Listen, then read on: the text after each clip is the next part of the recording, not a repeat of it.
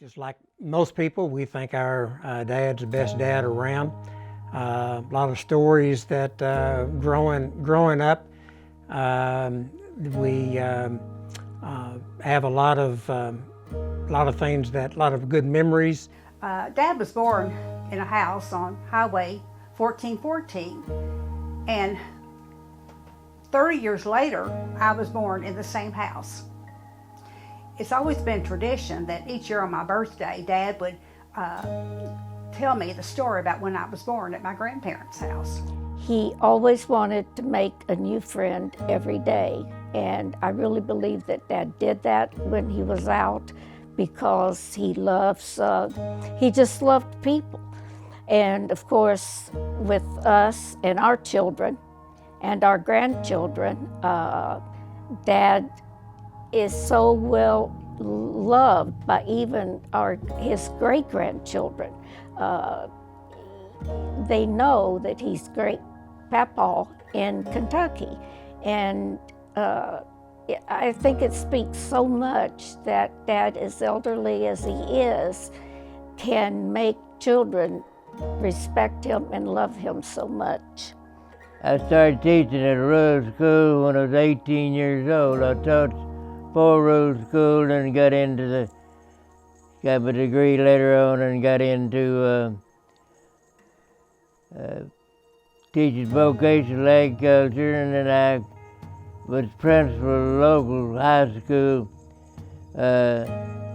8 years, and then the superintendent talked with notion to come to the office, and I was in charge of the federal program from 1972 to 75. 1970 to 75. I'll never forget the time that we went to Dad's graduation when he got his master's degree. We thought it was really exciting to go to the campus there at WKU. Dad would teach school. Like I say, he taught agriculture from 1949 to 1962 at Fordsville, and then was principal for 8 years. But during all that time, he also raised tobacco, and that was what we had to do extra things with. Tobacco pretty much put me through school. As a child, I suffered from earaches, and I'll never forget Dad would blow cigar smoke in my ear to help ease the pain. The one thing I remember about Dad is how he loved his horses, and we would go to the horse shows, and my brother explained everything about Mother, how we'd have our picnics. We showed horses and ponies, and had a lot of good time with that. We probably, I would say 10 or 12, 15 years maybe that we showed. He was good with the horses. We had cart ponies and English pleasure ponies, and had a 5-gated pleasure mare that I showed. And he really enjoyed that, so it was something we could always do. My second love life are horses, and that suited me fine. And I started riding ponies and horses when I was about 6 years old, and when I was 8 years old, I had an old broke team, and I worked right out in the field with my daddy. He talked about the war as much, as he felt like. As he said many times, 99% of what I experienced, I'll go to the grave with. But he would tell us some things, but I do know that most of the things that he did, he'll never tell. And he always amazed me how he could cope with that. And it really had all 3 of us growing up very much respecting veterans, and Veterans Days and those sorts of things.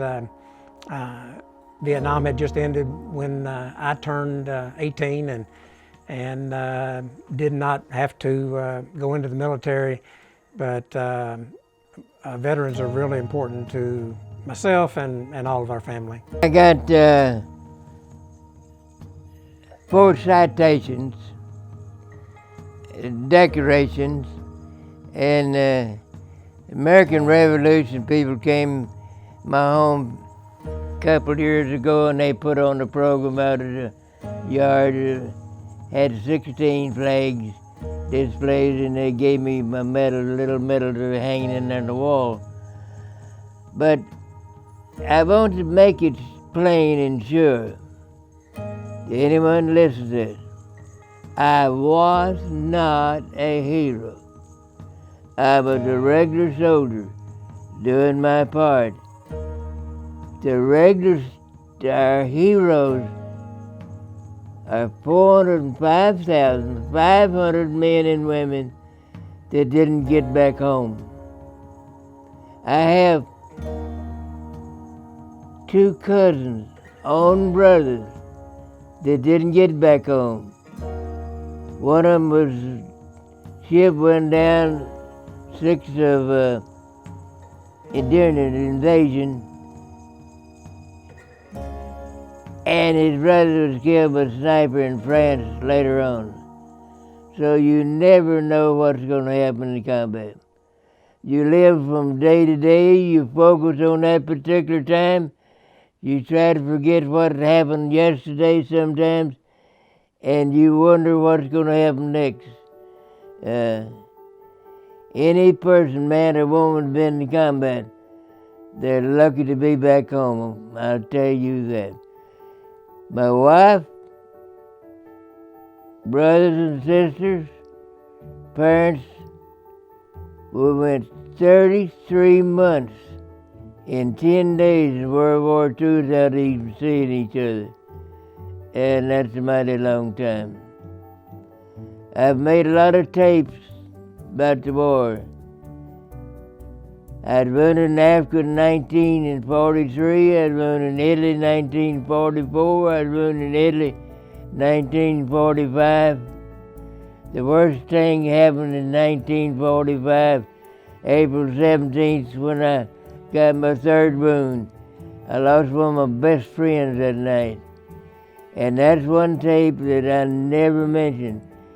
Things happen in combat I'll never tell anybody. I'll go to my grave with that on my mind. Now, I learned in combat early, you take care of yourself first and your comrade next. There's no greater bond in life than veterans, especially combat wounded veterans. This I know. That's the reason I'm sitting here telling you today. He has told us often, when he turned 90, I wrote a rather lengthy poem, and I ended it, that Dad always says he's not a hero, and but to us, he's everybody's hero. And I think it's very common among veterans. They will say that they weren't a hero, they're just lucky to get back. And I think that's obviously humility on their part, but those of us that are so thankful that they did what they did, not only the greatest generation of World War II people, but all the military people since then. To me, veterans are definitely heroes, and he was and still is our hero. I want to express to Dad appreciation for the love, guidance, and encouragement that he's given me throughout my life. I'm proud to call him my dad. Love you, Dad.